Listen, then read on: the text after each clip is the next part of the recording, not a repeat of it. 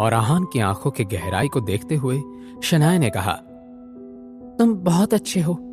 वैसे आहान, कुछ दिनों से मेरे दिमाग में एक बात चल रही है। मेरी दादी कहती थी कि पत्नी को अपने पति को नाम से नहीं बुलाना चाहिए, तो क्यों ना मैं तुम्हें प्यार से कुछ बुलाऊं? शनाया की बात सुनकर आहान स्माइल करने लगा। क्यों नहीं, आप मुझे क्या कहकर बुलाना चाहती हैं? आहान के होठों पर अब एक हल्की सी स्माइल आ गई। उसके आंखों की गहराई में देखते हुए शनाया ने कहा, वैसे आहान, कुछ दिनों से मेरे दिमाग में एक बात चल रही है। मेरी दादी कहती थी कि पत्नी ने अपने पति को नाम से नहीं बुलाना चाहिए, तो क्यों ना मैं तुम्हें प्यार से कुछ बुलाऊं?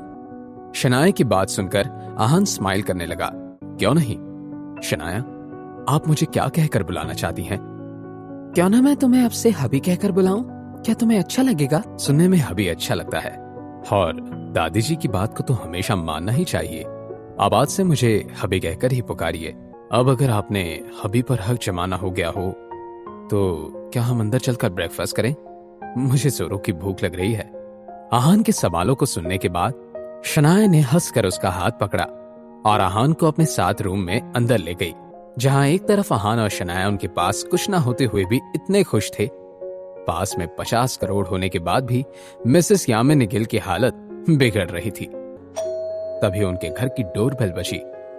ना जाने क्यों मिसेस यामिनी गिल को लगा कि जरूर शनाया ही आई होगी, इसलिए वो जल्दबाजी में दरवाजा खोलने के लिए चली गई। मगर जैसे ही यामिनी गिल ने दरवाजे पर देखा तो शनाया नहीं, वहां पर रोहन कोहली खड़ा था। तो वो दंग रह गई। रोहन, मेरा मतलब है दामाद जी, आप यहाँ? अपनी भाभी की कही ये बात सुनते ही सीमा बुआ जी भी अंदर से दौड़ी चली आईं। अरे भाभी, आप भी ना, दरवाजे पर ही अपने दामाद से सवाल जवाब कौन करता है? दामाद जी को अंदर तो आने दीजिए। दामाद जी आइए, अंदर आकर हम सबके साथ नाश्ता कीजिए। मैं यहाँ नाश्ता करने नहीं आया हूँ, मेरा एक जरूरी काम है। मैं उसी वजह से सुबह सुबह यहाँ आया हूँ। अच्छा, कोई बात नहीं, अब तो आपको इस घर में खाना खाते आते ही रहना है। अब आप हमारे परिवार के दामाद जो हैं।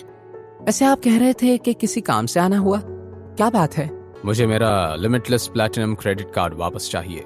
साफ साफ कहूँ तो मैं यहाँ अपने 50 करोड़ रुपए वापस लेने आया हूँ। क्या?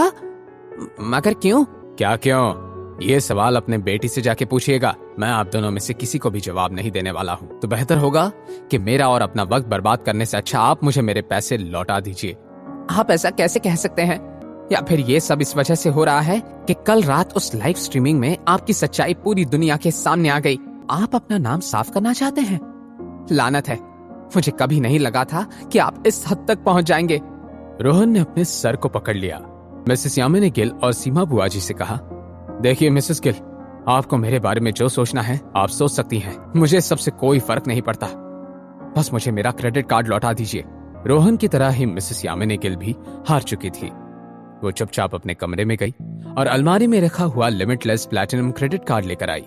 उन्होंने जरा भी वक्त गवाए बिना वो क्रेडिट कार्ड रोहन कोहली को वापस कर दिया। लेकिन अब सीमा बुआ जी कर ही क्या सकती थी। उन्होंने बस घर के बाहर जा रहे रोहन कोहली को रोककर कहा, रोहन, आहान के साथ क्या हुआ? अब रोहन कोहली क्या जवाब देगा? क्या वो आहान की असलियत के बारे में मिसेस यामिनी गिल और सीमा बुआ जी को बता देगा? और आहान का रिश्ता अब कितना मजबूत होने वाला था? जानने के लिए देखिए अगला एपिसोड सिर्फ पॉकेट एफएम के यूट्यूब चैनल पर। और सीक्रेट अमीरजादा के सारे एपिसोड्स को सुनने के लिए डिस्क्रिप्शन में दी हुई लिंक से डाउनलोड कीजिए पॉकेट एफएम ऐप।